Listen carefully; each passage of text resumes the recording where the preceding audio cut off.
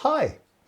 We've already got another film out on something called the perfect cadence, and if you haven't had a chance to see that as yet, you may just want to look at that one before you come back for this one. Not that it matters terribly. But what I explain in that one is that cadences are kind of like musical punctuation. They're musical full stops and commas, musical question marks even perhaps. But they're ways of stating that we've come to the end of a phrase of music. And in this film, we're going to think about one of these four main cadences that gets used. This one's called the Plagal Cadence. So when you come to the end of a phrase, you may want to use two chords that form this thing called the Plagal Cadence. Now, in order to do a Plagal Cadence, you have to do this. We have chord 4 followed by chord 1. How do I find the notes of chord 4 followed by chord 1?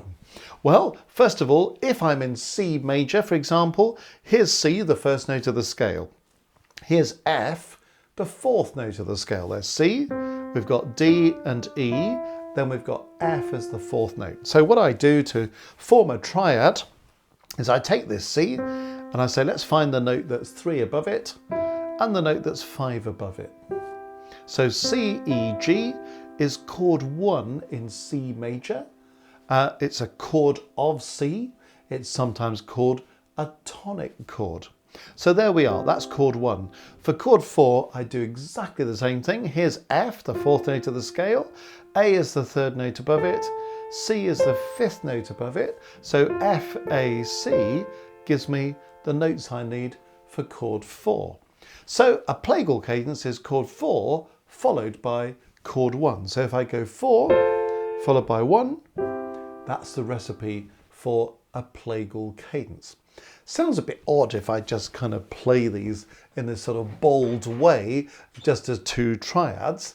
But if I space out these notes in some other way, it can sound very nice. So I can use the notes of chord 4 in any way I want to. I don't just have to have those three notes. So I could use the notes F, A, C like this. So I've got F at the bottom and at the top. I've got A there, I've got C here. Or I could do it like this. So I've got F there, another F here. I've got an A there, I've got a C there. If I wanted to have a really thick chord, I could do something like this. So I've got F, C, A, F, A, C, F. But all of those notes are F, A, C. So you're not limited to just having three parts. You can have as many parts as you like, as long as you're using those notes F, A, C. And of course, you can do exactly the same thing for chord 1. So I could have a Plagal cadence that sounds like this. So there's chord 4 followed by chord 1. I could have one that sounds like this. I could have one that sounds like this. I could have one that's got more notes in it.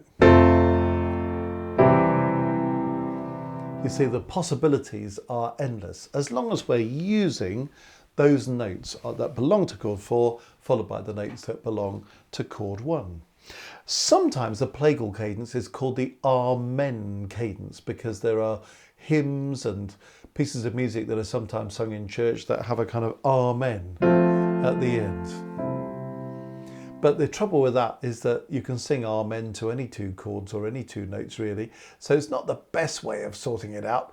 But if you're just thinking about which notes you need, you can't go too far wrong. So if I had a melody that had a Plagal cadence at the end, it may sound something like this.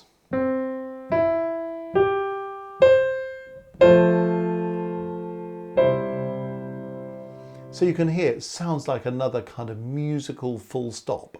I always think the perfect cadence and the Plagal cadence sound like musical full stops because they finish on one. It takes you home, doesn't it? It feels like the end of something. So if I put that phrase together with some other chords, they might go like this.